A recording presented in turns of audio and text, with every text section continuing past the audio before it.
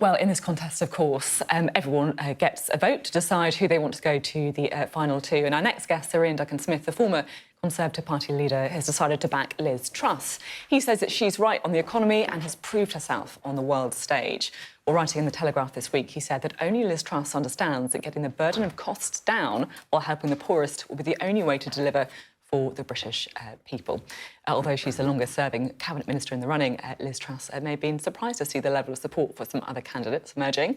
We can talk now to Sir Iain Duncan Smith, shall we, who knows all too well what it's like to win and the support of your party in a leadership contest. Thank you very much for being with us. I just want to react firstly to a few things that Dominic Raab was saying.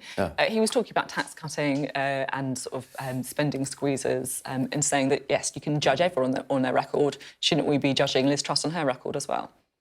Yeah, of course, you have to judge everybody on their record. In fact, that's one of the things I've been maintaining, that we can't have anybody rise without trace. We do need to know. After all, most of the main candidates in this debate have all been in government for the better part of 2.5 years. So it's very important to know what their record says about them when they have the power to do things, and I think that's very important. Liz is on record. You know, she's done these phenomenal trade deals, particularly one with Australia, by the way, which wasn't a follow-on trade deal, and also the Trans-Pacific Partnership, which opens us into the Far East, which is really delivering Brexit. And the other one, of course, she stood up at Ukraine.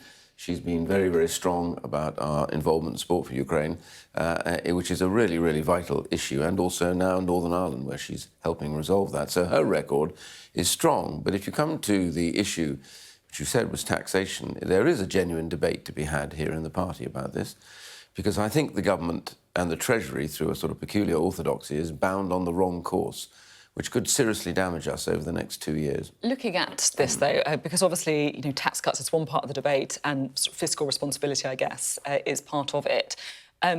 If you look what Liz Truss has promised to do, to reverse the rise in national insurance, to cancel the rise in corporation tax, axe green levies on energy bills, allowing families to share their tax allowance, according to the FT, that will cost over £30 billion a year. How's that going to be funded? Yeah, she's talking about a whole series of potential taxes that you can deal with, which will help. First of all, let's face what the problem is. The problem is something to do with the fact that outside there's demand has outstripped supply post the pandemic, the remarkable lockdown. We've got an inflationary spiral going on. Now we've got the war in Ukraine. That's made it even worse with regards to energy. But here in the UK, we do have to bear some of the blame for the fact that we have inflation rising on top of all of that. And that's down to the Bank of England and the Treasury's failure over, I think, monetary policy. So, first of all, over a year ago, well, this is important. The bank actually kept on printing huge sums of money, which has inflated the economy, as well as keeping interest rates low. Now, it was the Treasury that signed off on that money printing, the Chancellor no less. And so before they say, oh, it's independent, Treasury has the right to say no to the money printing bit, and they didn't. That has fuelled inflation. So inflation is now domestically a problem. We have to deal with that. Who are you talking about signing off on this? Well, the Chancellor signed off on the extra money that was printed. Rishi Sunak, you're talking about? Yeah, of course he did, because the Treasury has the right to say no. And between them and the bank, frankly, I think they got that one wrong.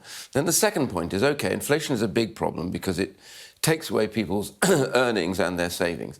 And this is where Liz is right about this, which is you now need to have to look at two things, though.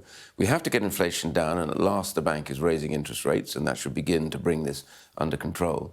But at the same time, if you end up by trying to target that so exclusively that you end up with the highest tax rate that we've had since the 1940s, you will crush the economy at the same time. Now, at the same time, just to come in, because many people would argue that actually if you're looking at tax cuts, and that does have an inflationary... Not necessarily. Just to continue, Rishi Sunak said in the debate, borrowing your way out of inflation is a fairy tale. Paul Johnson of the IFS saying that it is correct that tax cuts funded by borrowing could potentially increase inflation. It may result, he says, in the Bank of England increasing interest rates a little bit further, the opposite of what we would want to happen, and a little bit faster than they otherwise would have done. Yeah, that's confusing two things. First of all, no one's talking about tax cuts aided by borrowing. Here's the problem. Well, listen, let me get to the root of this. The problem right now we face is that the Treasury is bound on the wrong course. Why is that? Because if you have the tax rates at the rate they are now, with more to come, the corporation tax,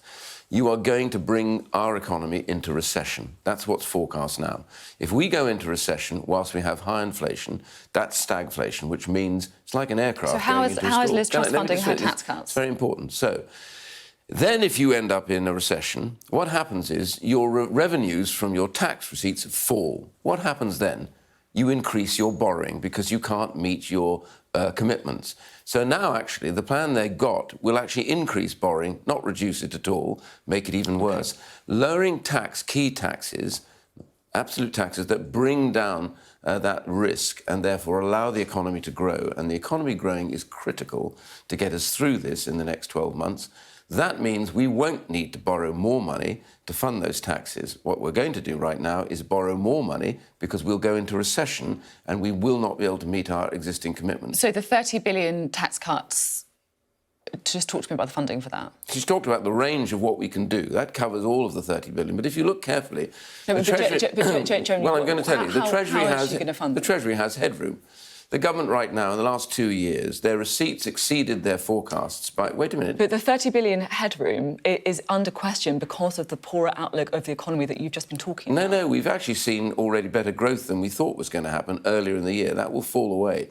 But the key point, all the independent economists will tell you this, you have headroom. 2 points. The receipts that came in over the last 2 years have far exceeded anything that was forecast by about 180 billion.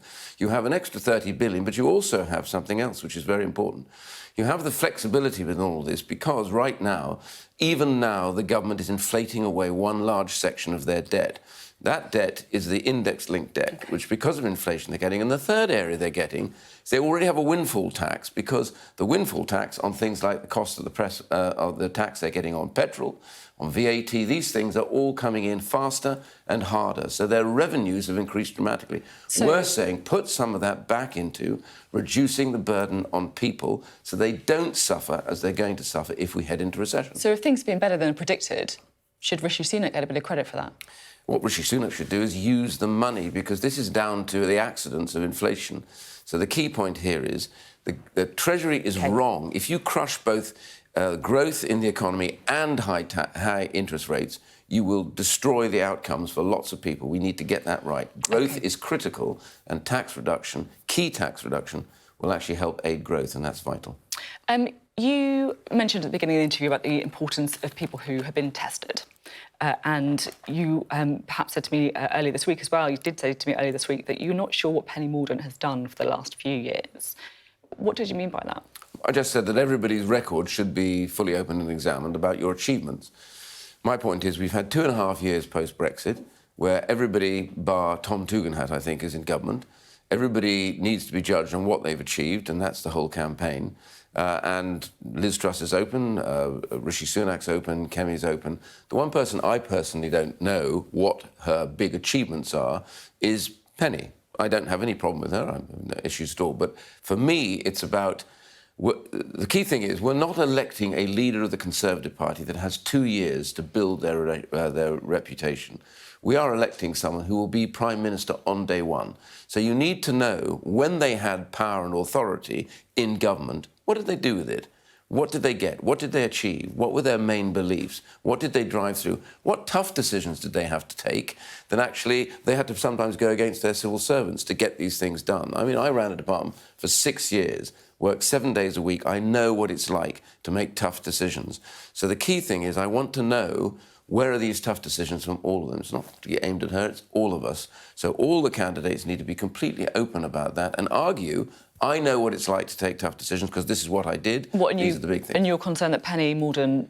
Well, of all the candidates, if I was standing look at it, the one I don't know enough about what she's actually done. I know what the others have done, so I want to know what does she believe her big achievements are and where was she actually fighting for things? How many hours did she spend working at this? Where did she face those tough decisions? You know, were you concerned about Lord Frost's intervention where he Lord, said... sorry, who? Lord Frost. Oh, Frost, okay. Who said that he effectively she went missing when she was Trade Minister, in his words. Well, that's his view. I don't know. I've not worked with her. So all I'm saying is this just leads to the whole point. We need to know what actually does she believe about it, because obviously he and others don't think so. So I want to know what is your real key area to be able to say, I can land 2 feet in Downing Street and govern from day one because I know what it's like to take tough decisions, and that's the key element for me for choice. A recent Conservative home poll, not weighted, we should say, yes, but still absolutely. useful, has said that Kemi Badenoch appears to be their choice for who should be the next leader of the Conservative Party. You can see there she's well, quite sizably ahead of Liz Truss there. Do you think that she could end up being on the final two, the candidate of the right? Well, I'd have no problem with Kemi and Liz being on the final two. I think the members would get just the two that they want to fight, and I think Liz will win because of her greater experience. But she would be your don't get me second wrong, choice, I like Kemi a lot. I think she's a very good candidate, but I think Liz is the one that has the greatest depth of experience. And let's face it, whatever else in this kind of fashion show of candidates, the truth is only one thing matters. Are you going to be the person capable on the day one that you stop in Downing Street, 2 feet on the ground, governing from that moment with the character and the grit to be able to do unpopular things and get them done first? And I think that's where Liz scores. Just very finally, I want to ask you about the front page of The Observer, which is about Alex Sharma, who's been obviously doing a lot of work with the government on the climate change agenda. He says that he could quit his role if they push... Some of the candidates obviously talking about scrapping the commitment to net zero. He says he could quit if that happens. Well, I'm sorry he feels that. Actually, I thought in the case of the debates, the key thing is we face a number one crisis, which is cost of living inflation, where fuel at the pumps, etc., is very high. There are moments when sometimes, even if you want to achieve something, and Liz has said she does still want to achieve a net zero, every now and then, sometimes you have to say, well, for the moment, we have to just put that slightly on the back burner whilst we make sure people don't suffer. And we have the capacity to reduce the burden on them by getting rid of some of these green levies. You can come back to that process when we get through this. But for the moment, if you ask anybody out there what their key problem is, they need to get to work in the morning. They need to be able to afford to buy their food. They want to be able to heat their homes come the winter. These things mean we need to do more gas and, at the same time, relieve people of those extra levies, because this is what really matters, the here and now. Yes, we want to get to net zero, but we need to do it in a way that we don't crush the public while we're doing it and make sure that the things we do are absolutely right. But as is talked about, modular reactors, more emphasis on gas as a transitional fuel. After all, we sit on an island of gas and oil. We should be using the gas. And we might be able to help Europe as well get off their addiction to Russian oil and gas if we were pumping it to them. OK, thank you very much for being on the programme this morning, Iain Pleasure. Duncan Smith.